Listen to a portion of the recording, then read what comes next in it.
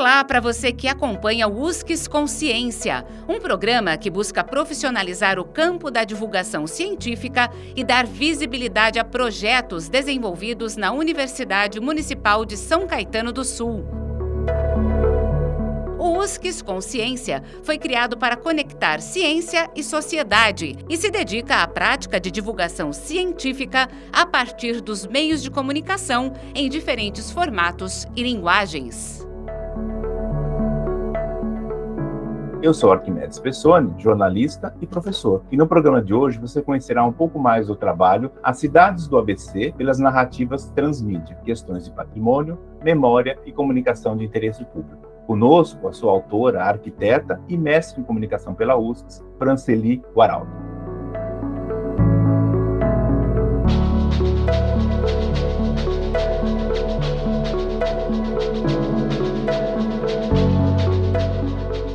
Muito obrigado pelo seu tempo, pela sua presença, né? E eu já vou te engatar aqui a primeira pergunta para o nosso ouvinte ou espectador, né? Que a gente não sabe para onde vai esse programa, nas diferentes plataformas, né? Dizendo o seguinte: o teu trabalho ele é bastante denso, teórico, né? Reflexivo, né? E você une vários elementos em torno da questão da memória, do patrimônio e comunicação. Eram seus três ingredientes principais que eu pude ver na leitura, né? Deve ter dado muito trabalho montar essa pesquisa, né? Como é que foi o passo a passo desse trabalho? Bom, em primeiro lugar, agradeço a oportunidade dada a mim para conversar, para fazer, né, essa conversa aqui com vocês, na USCS Consciência, o convite, essa integração, né, eu diria, essa interação entre esses conceitos, eu acho que é uma integração necessária, né, quando a gente considera questões que envolvem patrimônio e cultura, são conceitos estreitamente relacionados. Então, não dá para considerar um sem considerar o outro, não dá para pensar em culturas, em patrimônio, se a gente não pensa em preservação de significados, e, para isso, a comunicação é essencial. Então, eu acho que essa interação entre estas áreas e vários conceitos, né, que foram utilizados na parte tanto teórica quanto prática da dissertação foram muito importantes para pensar o patrimônio, né, da arquitetura e na área, e considerando que ele faz parte da área de ciências sociais, né, como um todo. Então, comporta essas discussões, né, essas construções interdisciplinares. Eu queria dar um passo atrás, até para o nosso ouvinte ou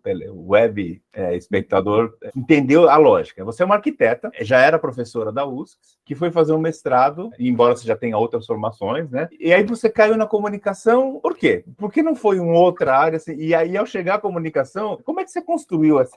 Porque eu imagino que é um ser estranho, digamos assim, não é da área, né? Você tem a visão trans, inter, e aí você trouxe muito essa discussão para a comunicação, que eu achei maravilhoso, mas mesmo assim você estava pisando num terreno talvez meio desconhecido. Como é que foi essa experiência? Você entrou para a comunicação pensando já nesse trabalho ou as coisas foram se dando a partir da conversa com a sua orientadora, com a Priscila? Como é que foi? Eu acho que a ideia inicial, a ideia de fazer um mestrado em comunicação é uma área com a qual eu sempre tive afinidade. Eu considero, pela minha formação em arquitetura e em design, eu acho que essas áreas conversam bastante, né? E a partir daí, eu entrei com uma proposta de fazer um mestrado que envolvesse as questões do patrimônio das cidades do ABC, porque me interessava bastante conhecer o ABC como cidades e pensar isso primeiramente através de imagens, de fotografias, que é uma área, né, pela qual a gente trabalha bastante, né? Pensar um discurso, né, dentro de uma via antropológica, história relacionada à memória, também a partir daí. E as coisas foram acontecendo, né? Eu diria que a partir da primeira conversa que eu tive com a Priscila Perazzo, que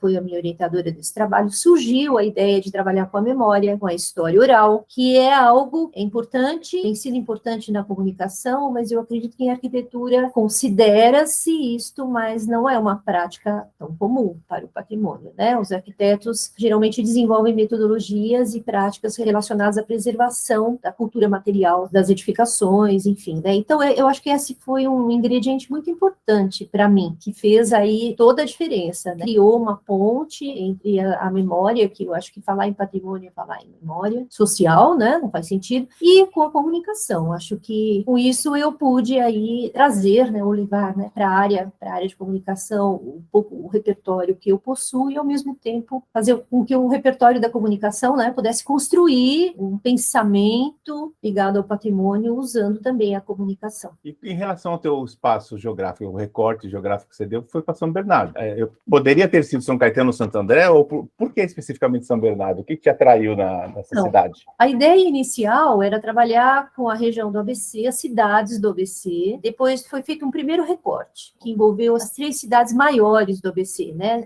São André, São Bernardo e São Caetano.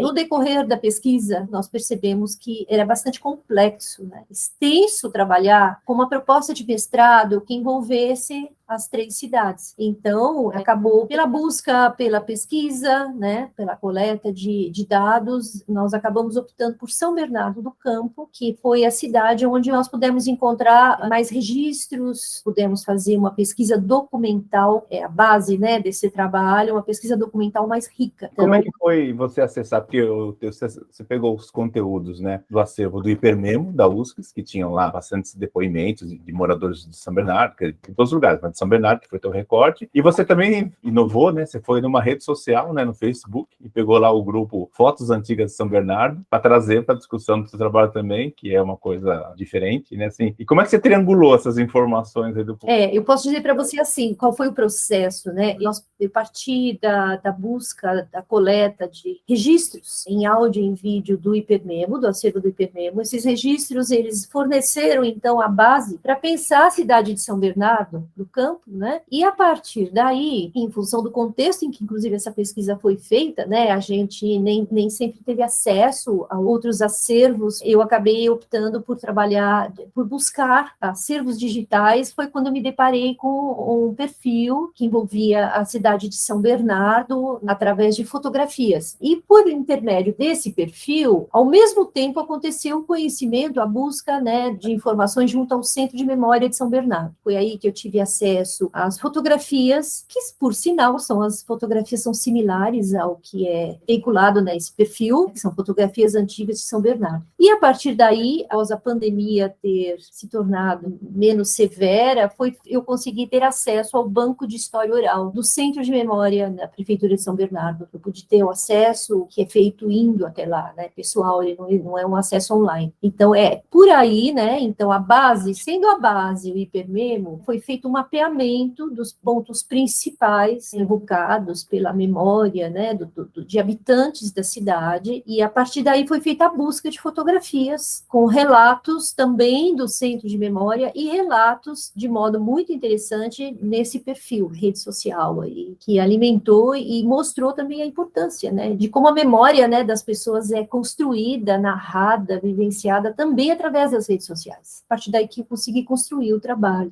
O que me chama a atenção na rede social, por exemplo, nesse grupo, é quando você posta uma foto, sei lá, uma foto antiga da Marechal, com um ônibus passando e ainda não era bem pavimentado. E aí alguém fala, eu lembro que o meu nono levava carvão e quando chovia era assim, a construção, que às vezes não está nem na memória da pessoa, mas sim na memória do descendente, porque ouviu do avô falar, né? Aí vai dando os links, né? Um fala, eu me lembro realmente quando chovia, porque passa um rio ali embaixo da Prestes Maia, daquela paralela, né?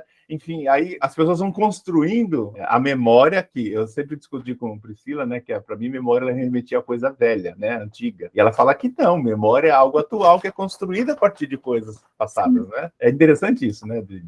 Sem dúvida, a memória é alguma coisa que é construída no presente, né, e de alguma maneira ela articula, o passado é articulado através de uma construção no presente. E de alguma maneira também faz uma ponte com alguma coisa futura. Então, assim, a memória é uma coisa viva, nesse sentido, é uma coisa que você constrói continuamente e reconstrói. Isso ficou patente nas pesquisas, as pessoas fazem alusões aos antepassados, às práticas sociais e, ao mesmo tempo, elas vão lembrando dos ambientes que frequentaram, que os pais as levavam ou elas frequentaram, porque existem as entrevistas, nós verificamos que tem muita gente que tem, né, uma idade acima de 50 anos, então tem uma vivência numa cidade mais antiga e se depara com uma cidade atual, então essas memórias vão sendo continuamente reconstruídas. Memória é alguma coisa que está permanentemente em construção. E editável, inclusive. Tem coisas que você lembra, às vezes, com carinho, que sabe que não... Eu lembro de tamanho, por exemplo, né? Eu sou de uma época, né? Nós formamos de 50, já bateu aqui, em que o enterro, né, o velório, era feito na casa da família, né? E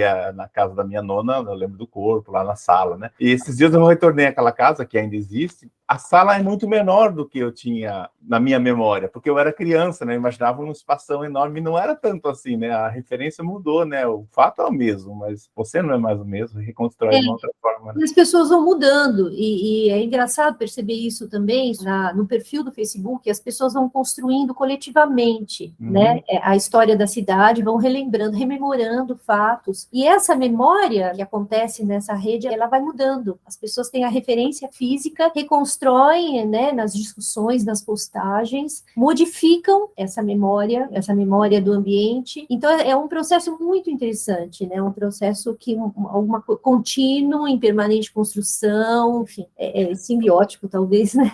Sim. Agora, bom, você entrou no mestrado profissional, que além da reflexão que você fez com toda a propriedade e profundidade exigida, você tinha que gerar um produto, né? E você acabou gerando um produto bastante inovador, imagino, né? Você conseguiu linkar a tua área com a área de comunicação de uma forma bastante interessante. Fala um pouco sobre o produto, porque eu não vou dar spoiler. Então, o produto, a ideia de pensar o patrimônio foi pensada a partir de narrativas transmídia, né? Então, a ideia foi trabalhar com um website, né, e 2 redes sociais, né? Por que usar da comunicação transmídia para pensar, para disseminar o patrimônio? Porque hoje em dia a gente vive numa cultura participativa, existe aí já uma grande discussão sobre as questões de engajamento e consciência que se pode dar à cultura. Isso está vindo, inclusive, da área de museologia, e é uma discussão bastante contemporânea, né, de pensar patrimônio de uma maneira colaborativa, de uma maneira em que haja engajamento por públicos diversos, portanto, usando aí de plataformas de mídia que falam em tons diversos também, tons de voz, né? Trabalham com histórias que se interconectam. Então, daí veio a ideia de pensar na comunicação transmídia e estruturar essa comunicação através do website e das 2 redes sociais. As redes sociais não são por acaso. Existe aí, então, esse aprendizado que eu tive com essa pesquisa teórica aí no Facebook, e também um aprendizado que foi feito a partir de eu realizei um perfil anterior, antes de fazer esse produto, né, para o mestrado, criei um perfil no Instagram para fazer um teste, para ver aí qual seria o engajamento e a possibilidade de trabalhar com patrimônio pelo Instagram. E, para minha surpresa, é grande, o potencial é muito grande. Ele acaba abarcando um público diferente, então a ideia também é trabalhar com públicos diferentes, né, engajar desde pessoas mais velhas até pessoas jovens de várias profissões. Então, usar de uma linguagem diversificada, né, para motivar e para engajar, e para fazer com que essas pessoas compartilhem e produzam conteúdos, né, e construam essa memória, né, a comunidade construindo a sua própria memória. Então, isso é bastante pertinente. O produto transmídia, ele te possibilita esse pensar, né, essa aplicação desse caminho, né, teórico. Agora, você tinha essa qualificação técnica para você mesmo montar o site, os perfis Ok, perfil é algo fácil de fazer, mas assim, para fazer conversar... Perfil em rede social eu montei, né, a gente é relativamente fácil, acho que hoje em dia a maioria das pessoas consegue montar um perfil, né, tanto no Instagram quanto no TikTok, que é mais fácil ainda, né, que é um público jovem e funciona com vídeo, e o website, eu tenho aí uma atuação, eu tenho uma prática em projetos gráficos, então isso me ajudou bastante a pensar, né, o website, que eu acho que dessa proposta do mestrado, esse produto é o mais complexo, né, de ser pensado.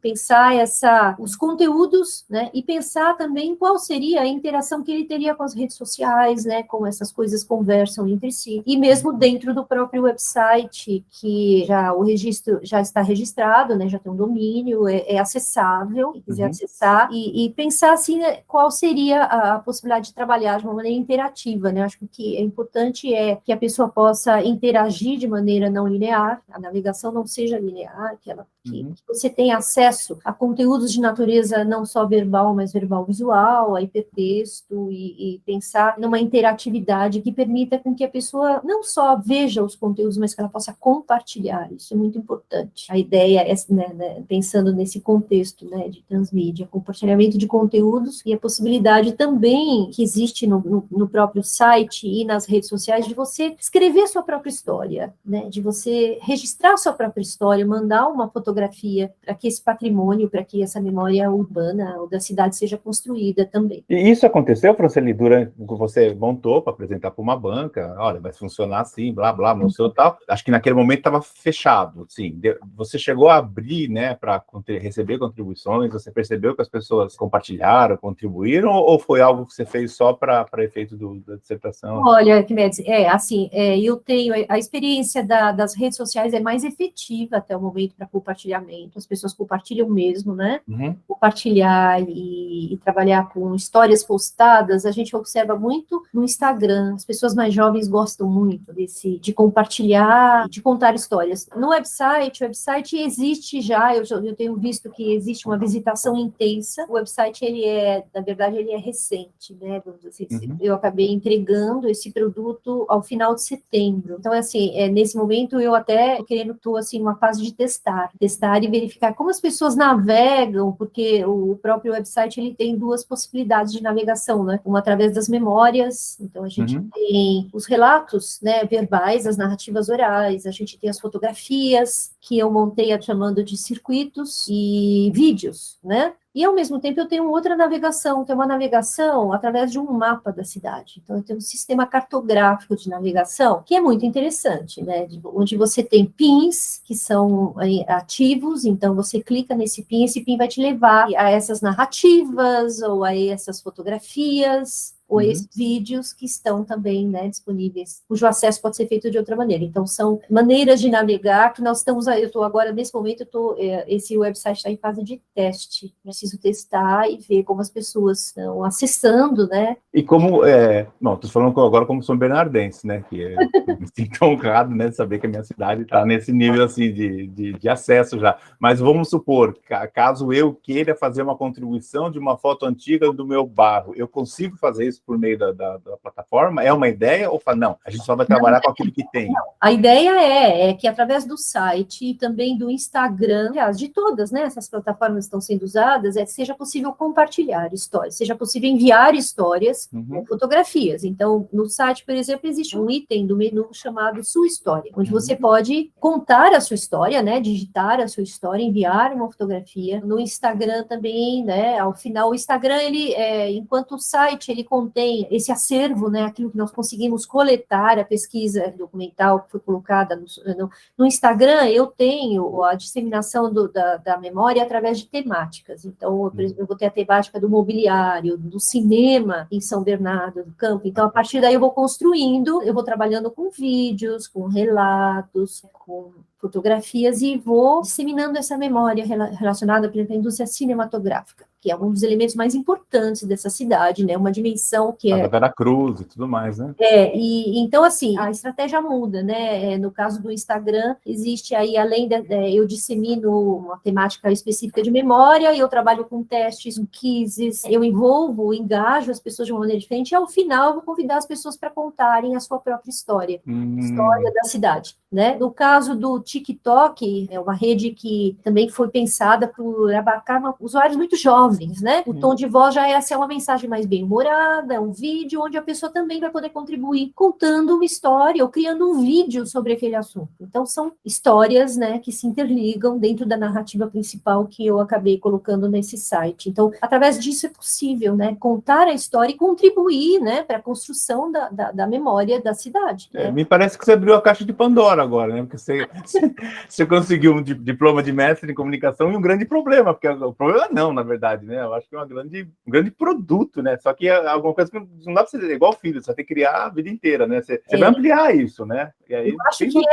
essa proposta é uma proposta para que ela não é... Ela é uma obra aberta. Você fez um Wikipedia de São Bernardo, assim, né? Ela tá, e assim, a ideia é que ela seja também junto, né, integrado vinculado ao acervo da própria centro, né, da Secretaria de Cultura da Prefeitura de São Bernardo, que pode contribuir para disseminar aí a memória, alguma coisa que eles prezam tanto, né, além de uma plataforma de acervo como eles têm, né, assim, tradicional, de consulta para pesquisadores, né, então a ideia é que isso também seja encampado e que a gente possa construir, possa desenvolver isso. Você teve o feedback deles já, Franceli? Eles viram? O que eles acharam? Foi feita uma primeira reunião com eles se interessaram bastante, e em função das opiniões que a gente tem de retorno, eu acho que o retorno está sendo bem positivo. Acho que a possibilidade de desenvolver isso para 2023, já está aí, né?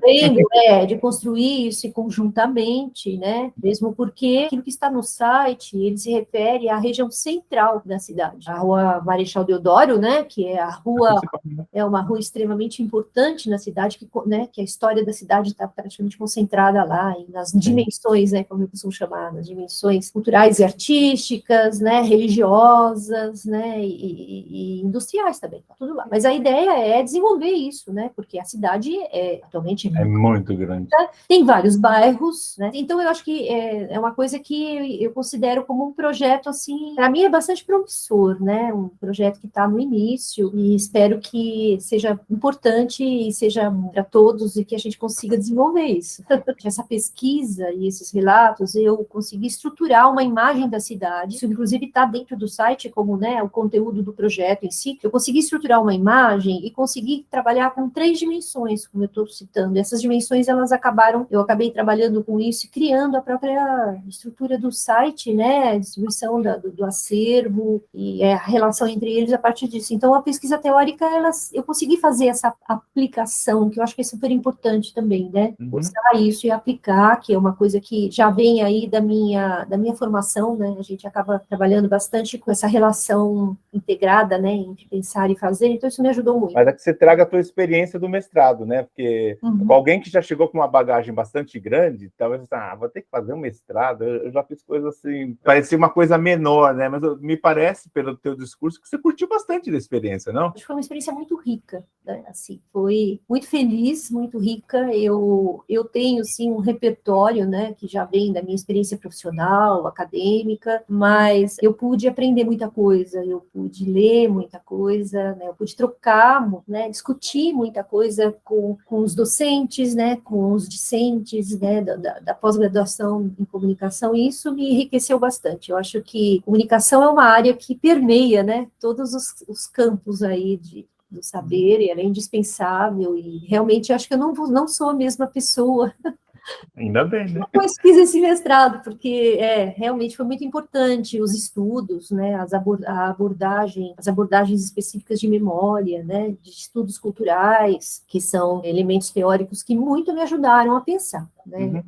Eu só me lembrei um detalhe agora do texto, quando eu fiz o texto sobre o seu trabalho, é que você colocou a questão do trilingüe, do teu trabalho ser trilingüe. É isso mesmo? Na verdade, é o site, né, eu acho que é importante eu fiz uma pesquisa, né, eu tenho aí uma pesquisa onde eu relaciono alguns sites que são relacionados ao patrimônio, inclusive, né, alguns projetos transmídia, no Brasil, inclusive. E a importância disso ser trilingüe, de ser pelo menos bilíngue, é fundamental. Então, assim, a ideia é realmente, né, que isso possa ser, acho que eu consegui trabalhar em português, espanhol e inglês. Que bacana.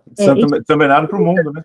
Isso é muito importante, né, e acho que já ajuda um pouco, né, vamos dizer, na acessibilidade, né, do site, e aí outros recursos aí vão ser implantados, né, com o tempo, possibilitar, e senão não tem sentido, né, se quiser disseminar o patrimônio, acho que tem que ser, né, ter esse cuidado, né, fazer esse tipo de desenvolvimento.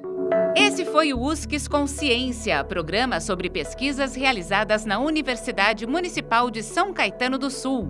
Este episódio teve a apresentação de Arquimedes Pessoni e trabalhos técnicos de Márcio Roberto do Nascimento Filho. O USCS Consciência é uma produção da Coordenadoria de Comunicação e Universidade de São Caetano do Sul e pode ser acessado no canal do YouTube da USCS e nos aplicativos de podcast. Você encontra o USCS Consciência nas redes sociais Facebook e Instagram.